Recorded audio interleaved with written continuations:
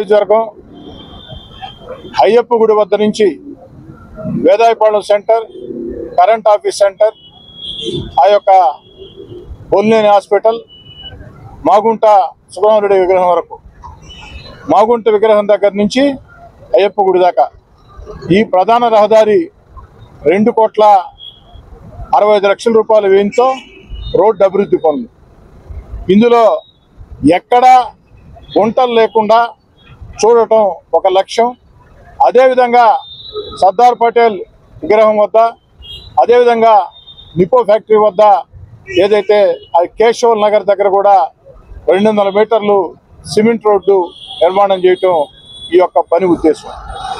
ఎందుకంటే అయ్యప్ప గుడి నుంచి కేవీఆర్ పెట్రోల్ బంక్ అనేది ఒక ప్రధాన రహదారి నెల్లూరు జిల్లా కేంద్రంలో. నెల్లూరు నగర రూరలే కాకుండా జిల్లా నలుమూలల నుంచి ప్రతిరోజు కూడా కనీసం 1,00,000 మంది ఈ దారిలో ప్రయాణిస్తూ ఉంటారు. వారందరికీ ఇబ్బంది లేకుండా ఈ యొక్క రోడ్డు పనులు శ్రీకారం చుట్టడం జరిగింది.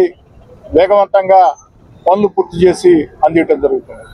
ఇదే కాకుండా నెల్లూరు రూరల్ నియోజకవర్గంలో నలుమూలలా కూడా ములుముడి రోడ్డా, సర్దాపురం రోడ్డా, కొత్త కాలువ రోడ్డా, 3వ మైల్ రోడ్డా తేడా లేకుండా నలువైపులా కూడా, అదేవిధంగా కల్లూరుపల్లి హౌసింగ్ బోర్డు కాలనీ రోడ్డా, కొత్తకనిపేట మెయిన్ రోడ్డా నలువైపులా కూడా అభివృద్ధి పనులు, రోడ్లు కానీ, ట్రైన్లు కానీ, మంచినీటి పైప్ లైన్లు కానీ, కరెంటు సౌకర్యం కానీ, తాగునీటి సౌకర్యం కానీ ఒక జాతరలాగా నెల్లూరు రూరల్ నియోజకవర్గంలో తెలుగుదేశం పార్టీ కూటమి అధికారంలోకి వచ్చిన తర్వాత 7 నెలలు కాకముందే ఒక జాతరలాగా అభివృద్ధి పనులు వేగవంతంగా సాగుతూ ఉన్నాయి.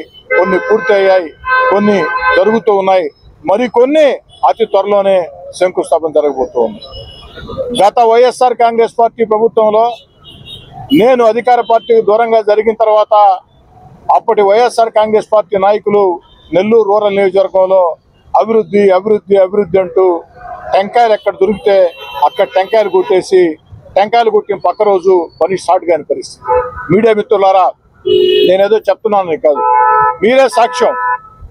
నేను అధికార పార్టీకి దూరంగా జరిగిన తర్వాత నెల్లూరు రూరల్ నియోజకవర్గంలో ఆనాటి వైఎస్ఆర్ కాంగ్రెస్ పార్టీ నాయకులు టెంకాయ ఎక్కడ దొరికితే అక్కడల్లా టెంకాయ కొట్టి అభివృద్ధి అభివృద్ధి అభివృద్ధి అని చెప్పని దప్పాలు కొట్టుకుంటూ ఎక్కడా పనులు ప్రారంభించిన పరిస్థితి. కానీ ప్రజలందరి ఆశీస్సులతో, చంద్రబాబు నాయుడు గారి ఆశీస్సులతో, రూరల్ నియోజకవర్గంలో ఉండే కార్యకర్తల కష్టంతో, మిత్రపక్షాల సహాయ సహకారాలతో 3వసారి నేను ఎమ్మెల్యే గెలిచిన తర్వాత ఒకే మాట చెప్పాను. టెంకాయ కొట్టామంటే టెంకాయ కొట్టిన గంటకి పని ప్రారంభం కావాలా, ఏ తేదీలోగా పూర్తి చేసిస్తారో కూడా స్పష్టంగా చెప్పాలని.